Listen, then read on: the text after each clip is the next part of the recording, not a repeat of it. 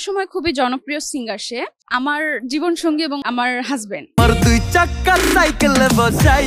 তো আমি চাই না যে তার সঙ্গীত জগৎ ছেড়ে সে আমাদের সিনেমা জগতে আসুক। জীবনের হিরোকে নিয়ে কখনো আমি বড় পর্দার সিনেমাতে কাজ করব, এটা আমি মন থেকে চাই না আর কি। আমি বেসিক্যালি নাচ শুধুমাত্র শুরু করেছে আমার জন্যই। আমি ঘুরতে যাব সাইকেলে বইয়া, তো আমাকে বলতো যে দেখো আমি তো নাচ পারি না, তো কিভাবে তোমার সাথে আমি নাচের গান করব। ওর ভেতরে নাচ আছে, শেখানো হয়েছে এবং ও আলহামদুলিল্লাহ এখন খুবই ভালো পারে।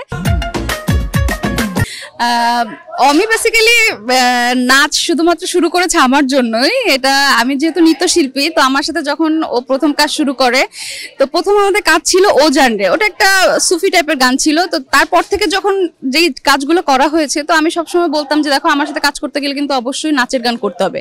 তো আমাকে বলতো যে দেখো আমি তো নাচ পারি না, তো কিভাবে তোমার সাথে আমি নাচের গান করবো। আমার ঠিক আছে তুমি চেষ্টা করো। তো ওর মধ্যে একটা গুণ আছে, ওর ভেতরে নাচ আছে। আসলে গড গিফটেড যদি কিছু ভেতরে না থাকে তাহলে কিন্তু জোর করে শিখিয়ে কিন্তু কোনো কিছু পারা যায় না। তো এটা খুবই ভালো যে ওর মধ্যে আছে এবং ওকে শেখানো হয়েছে এবং ও আলহামদুলিল্লাহ এখন খুবই ভালো পারে।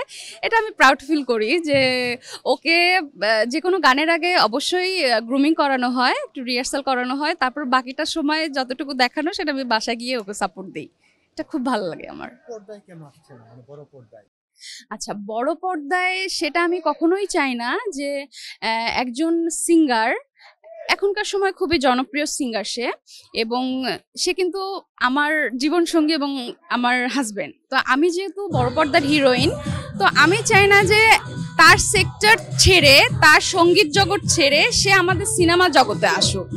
তার জগতে কিন্তু সে এখন খুব ভালো কাজ করছে।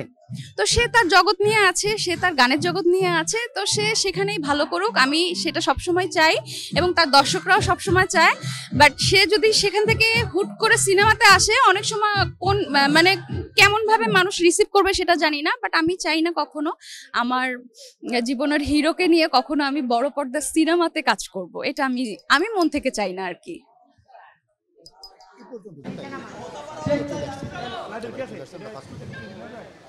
ভাই সাইডের থেকে একটা শট বের হবে না ভাই, প্লিজ বলে দিলাম একটা শট টানলে ভালো লাগবে। এখন হচ্ছে আমার ইয়াতে তো এই কপি থেকে